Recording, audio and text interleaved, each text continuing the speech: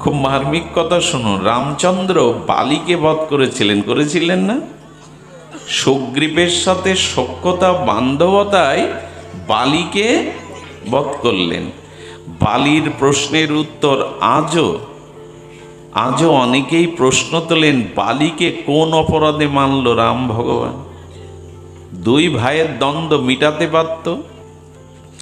দুই ভাইয়ের দ্বন্দ্ব ভগবান রাঘবেন্দ্র মর্যাদা পুরুষোত্তম রাম দুই ভাইকে ডেকে, তুমি ভগবান, তুমি জ্ঞানমূর্তি, তুমি তো মিটিয়ে দিতে পারতে। তুমি সুগ্রীবের পক্ষ নিয়ে বালিকে বধ করলে কেন আড়াল থেকে?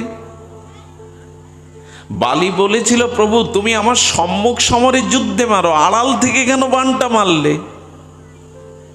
মানুষ তো হরিণের সামনেও শিকার করে মারে, তুমি পশুর মতো, বনেই পশুর মতো আড়াল থেকে কেন আমায় বধ করলে? রামচন্দ্র প্রথমে কিছু বলছেন না। এই প্রশ্ন আমরা এখনো অনেকেই তুলি, কেন মারলেন বালিকে আড়াল থেকে? বালি তখন প্রশ্ন তুলেছে, প্রভু দেখুন, আমাকে যে আপনি এভাবে বধ করলেন, এভাবে যে আমাকে মারলেন, আপনি বলুন কেন এভাবে আমাকে শিকারীর মতো পেছন থেকে আড়াল থেকে মারলেন? বলছেন, তুমি তোমার ভাতৃবধূকে হরণ করে জোর করে নিয়েছ, ভাইয়ের রাজত্ব কেড়ে নিয়েছ, তুমি তাকে প্রহার করে তার অধিকার বঞ্চিত করেছ। তখনই বালি বলছেন, আমরা পশু জাতি, বানর জাতি, পশুর কি বিচার আছে? কে পরের স্ত্রীকে নিজের স্ত্রী, কার সম্পদ? পশুরা তো সব ভোগ করতে চায়।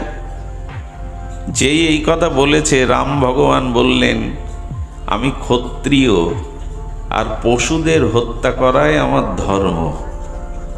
আমি ক্ষত্রিয়, পশুদের হত্যা করাই আমার, ক্ষত্রিয়দের তো শিকার ধর্ম আছে না? বালি তখন উত্তর খুঁজে পাচ্ছে না, কি বলবো। পরের স্ত্রী যে ও বাঁচতে চেয়েছিল, ভগবান তখন বললেন, তুমি ভাইয়ের অধিকার যখন কেড়ে নিয়েছ, ভাইয়ের স্ত্রীকে যখন ভোগের জন্য নিজে করেছ, ভাইকে প্রহার করে যখন অধিকার বঞ্চিত করে প্রহার করেছ, তখন তো এই স্বার্থ জ্ঞানটা তোমার ছিল যে সব আমার করব। এখন সে জ্ঞান কোথায় গেল তোমার? তুমি নিজের স্বার্থের জন্য তখন জ্ঞানের দোহাই দাওনি, এখন বলছো আমরা বানর জাতি, আমাদের কোনো বিবেক নেই, জ্ঞান নেই। তখন এই জ্ঞানটা কোথায় পেলে, স্বার্থের জ্ঞান? বালিকে বলছেন, অন্যায়কারীকে, দুষ্টকে দমন করাও আমার একটি সংকল্প। বিনাশায় চ দুষ্কৃতম। তবে বালি, পেছন থেকে মেরেছি বলে যদি তুমি বলো বাঁচতে চাও, আমি তোমাকে আবার পুনর্জীবন দিতে পারি। বলো, বাঁচতে চাও তুমি? বালি তখন কি বলল জানেন? আহা, বালির ভগবত দর্শনে, ভগবানের কথাই ওই যে ভেতরের দৃষ্টি খুলে গেছে। তখন বলছে, প্রভু বড় অন্যায় করেছি, তবে ভাগ্য বলতে হবে আমার। কত যোগী মুনীন্দ্র, কত ঋষিগণ, কত তপস্বীগণ যুগ যুগান্তর তপস্যা করে তোমার দর্শন পায় না, আর আমার মৃত্যুর সময় সাক্ষাৎ নাম না ভজন না ভজনীয় সাধ্য তত্ত্ব প্রভু তুমি সম্মুখে দাঁড়িয়ে। এর থেকে ভাগ্য যোগী ঋষি মুনিদের তো হয় না। তারপরে আমি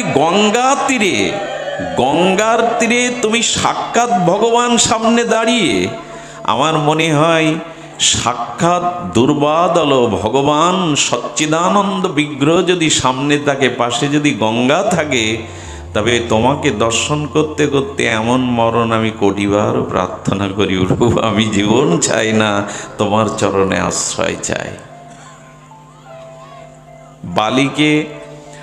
বালিকে মারার পেছনে অনেকে এখনো কূট তর্ক তোলেন, প্রভুর কি এটা ঠিক হলো? এক ভাইয়ের বন্ধুত্ব নিতে গিয়ে আর এক ভাইকে এইভাবে পেছন থেকে মারলো। ভগবানের লীলা,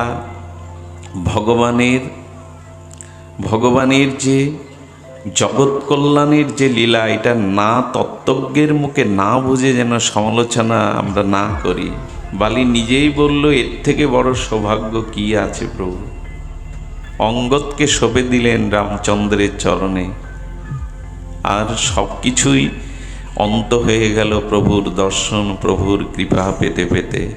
এই জন্য বলবো, নিজের স্বার্থের জন্য আমরা যখন কোনো কর্ম করি তখন আমাদের বিবেক বা ভেতরের দৃষ্টি থাকে না। যখনই রামচন্দ্রকে দেখলেন, জ্ঞান পেলেন, তখনই বুঝলেন প্রভু এই মৃত্যু আমার কাছে আশীর্বাদের, আমি ভুল করেছি। বিনু সৎসঙ্গ বিবেক না হয়। একটা কথা লিখে নেন মনে, সৎসঙ্গ ব্যতীত স্কুল, কলেজে, বিশ্ববিদ্যালয়ে যেখানেই যান, বিবেক বা ভেতরের দৃষ্টি, সাধু সঙ্গ, হরিকথাতে ছাড়া কারো খুলবেই না, কারো প্রকাশ হবেই না। তুলসীদাস বলছেন, বিনা সৎসঙ্গে কারো বিবেকই জাগবে না, জাগতে পারে না। এটা এমন একটা বিশ্ববিদ্যালয়, সাধু সঙ্গ হরিকথা বিদ্যালয়, যেখানে বিবেক প্রসারিত হয়। বিনু সৎসঙ্গ বিবেক না হয়, বিবেক কখনো জাগে না যদি সাধু সঙ্গ না হয়। এই জন্য শাস্ত্রে বলেছেন, ভেতরের প্রখর দৃষ্টিটা দেখুন। ধর্মের দোহায় আমরা আমাদের যখন বিপদে পড়ি, প্রতিকূলে পড়ি, তখনই দেই। মনে আছে আপনাদের, কর্ণের রথের চাকা কুরুক্ষেত্রের রণাঙ্গনে মাটিতে বসে গেল। কর্ণ রথের চাকা তুলবার জন্য অস্ত্রকে রেখে যখন তুলছেন, তখন অর্জুনকে বলছেন, কর্ণ, অর্জুন, আমি নিরস্ত্র, এই মুহূর্তে যুদ্ধ বা বানবরিশন তোমার ধর্ম নয়। অর্জুন সঙ্গে সঙ্গে গান্ডীব রেখে দিয়েছেন। কৃষ্ণ বলছেন, এই মুহূর্তে বধ করো। স্বয়ং ভগবান বলছেন, এই মুহূর্তে কর্ণকে বধ করো। বললেন, প্রভু, এটা অন্যায়। নিরস্ত্রের উপরে অস্ত্র নিক্ষেপ করা যায় না। কর্ণ একটু এসে বলছেন, বাহ কৃষ্ণ, বাহ, তোমার কূট বুদ্ধির প্রশংসা করতে হয়। একজন নিরস্ত্রকে তুমি অস্ত্র দিয়ে বধ করতে বলছো? তুমি বাসুদেব ভগবান, তুমি সচ্চিদানন্দ ভগবান, নিরস্ত্রকে তুমি বধ করতে বলছো? অর্জুনকে বলছেন, সরে দাঁড়া, ওর সাথে আমার কথা বলতে দাও। অর্জুনকে সরিয়ে দিয়ে কৃষ্ণ সামনে এসে বলছেন, এখন বুঝি তোমার ধর্মবোধ জাগলো কর্ণ? এখন তোমার নিজের কোনো প্রতিকূল অবস্থায়, নিজের জীবন সংকটে তোমার ধর্মবোধ জাগলো? আচ্ছা, ধর্মবোধটা সেদিন কোথায় ছিল? যেদিন চক্রব্যূহে অতটুকু একজন অসহায় নিরস্ত্র অভিমন্যুকে যখন পেছন থেকে ছুরি মেরেছিলে, সে সময় ধর্মবোধ ছিল না মনে? কর্ণ মাথা নিচু করেছে। এইখানে আমরা যারা পাঠ কীর্তন প্রচার করি, তাদের একটা বলা কথা, ভগবান বলেছিলেন, ধর্ম যে নিজে আচরণ করে না, ধর্মের দোহাই দেওয়ার তার কোনো অধিকারই নেই জগতে। ধর্ম যে নিজের জীবনে আচরণ করে না, তার ধর্ম উপদেশ, আদেশ দেওয়ার কোনো অধিকারই শাস্ত্র দেয়নি। এই জন্য মহাপ্রভু সতর্ক করেছিলেন, আপনি আচারই ধর্ম জীবেরে। আগে নিজের তো মঙ্গল করো। 3টে ছেলে একদিন এসছে, বাবা আমি সমাজ সেবা করতে চাই, সনাতন ধর্মের সেবা করতে চাই। দেখ, মহারাজ তাকে বললেন, তোমার মঙ্গল এখনো তুমি করতে পেরেছো তো? তোমার স্বভাব টভাব সংশোধন করতে পেরেছো তো? বেটা, নিজের মঙ্গল করতে পারো না, নিজে করনি এখনো, অপরের মঙ্গল, সমাজের মঙ্গল কি করবে? আর সব সমাজের মঙ্গল করার জন্য ব্যস্ত, তাই না? আর সব সমাজের সেবা করার জন্য কত সংগঠন, সাইনবোর্ডে সমাজ সেবা। আরে তুমি নিজের মঙ্গল এখনো করতে পেরেছো? নিজের কাম, ক্রোধ, লোভ, লালসা নিয়ন্ত্রণ করতে পেরেছো যে তুমি জগতের মঙ্গল করবে? আগে তো নিজের মঙ্গল করো। কথাটি মহাপ্রভু খুব মার্মিকভাবে বলেছেন, ভারত ভূমিতে জন্ম হইল যার, জন্ম সার্থক করি কর পর এখানে শব্দটা ধ্যান দিবেন, আগে নিজে সার্থক হও, আগে নিজের জীবনটা সফল করো, তারপর পরোপকারের কথা ভাববে। অন্ধ ক্ষুধার্ত ব্যক্তি বলছেন বড় ক্ষুধার্ত, কিছু দিন। এখন আপনার পকেটে 10 টাকাও নেই, পুঁজি নেই, আপনি বলছেন আহারে ক্ষুধায় কত কষ্ট পাচ্ছ, তোমার উপরে প্রভুর এটা কি হচ্ছে, প্রভুর করুণা হচ্ছে না, এইসব বলিয়া উড়িয়ে লাভ আছে যদি ক্ষুধার 10টা টাকা হাতে না ধরিয়ে দিতে পারেন? তো নিজের মঙ্গল করতে পারলে না, নিজের আত্মকল্যাণ করতে পারলে না, জগতে কি প্রচার করবে তুমি? এই জন্য আগে নিজের কল্যাণ করতে শিখতে হবে। জন্ম সার্থক করি করো পর উপকার। মহাপ্রভুর বাণী সাধারণ নয়, নিজেকে সার্থক করো। আর নিজের সার্থকতা আসে, আত্মর সন্তুষ্টি আছে, যেটা আগে বললাম, দেহের ভরণ পোষণ, দেহের পালন পোষণ এগুলি না, মনের পোষণ করতে হবে, আত্মার সন্তুষ্টি করতে হবে। এটা একমাত্র হবে ভজনে। দ্বিতীয় কোনো পথ খোলা নাই, দ্বিতীয় কোনো পথ আমাদের খোলাই নাই।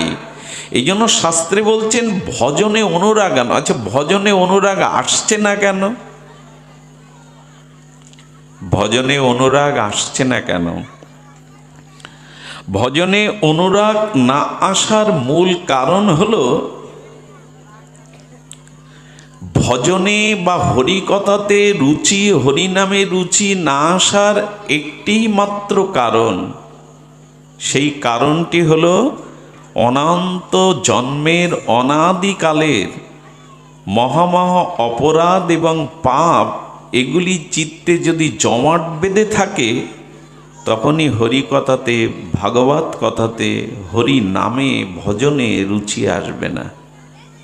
আমি গতদিন বলেছিলাম, কোনো পিঁপড়ের মুখে যদি লবণের দানা থাকে আর সে যদি চিনির দানা গালে নিতে যায়, পুরো চিনির স্বাদ পাবে তো? পাবে কি? কারণ তার গালের মধ্যেই সূক্ষ্মরূপে এখনো লবণের দানাটা রয়ে গেছে। ওইটা ফেলে দিয়ে যদি চিনির সূক্ষ্ম দানাটা মুখে নিত, তাহলে পুরোপুরি চিনির স্বাদটা পেত। আমার হৃদয়ে আছে অনাদিকালের আবর্জনা, কুসংস্কার, পাপ, এই জন্য হরিনামে, হরিকথাতে রুচি আসছে না। বললেন তাহলে কি করতে হবে? বললো ওই যে ভজনের দ্বারা গোবিন্দচরণ আশ্রয় নাও, কারণ গোবিন্দচরণে বজ্র চিহ্ন আছে। শ্রী গোবিন্দের দক্ষিণ এবং বাম চরণে যে ঊনবিংশতি দিব্য অলৌকিক চিহ্ন আছে, তার মধ্যে একটা হলো বজ্র। কি আছে মা, শুনছো তো তোমরা? গোবিন্দের চরণে বজ্র চিহ্ন আছে। তো তোমার এই কমল চরণ, যেখানে ফুলের উপরেও পদবিন্যাস করতে গেলে ফুলগুলো কষ্ট পায়, সেই চরণে প্রভু বজ্র চিহ্ন রেখেছ কেন? গোবিন্দে ভগবান চেনা যায় চরণে, আর সাধু চেনা যায় মরণে।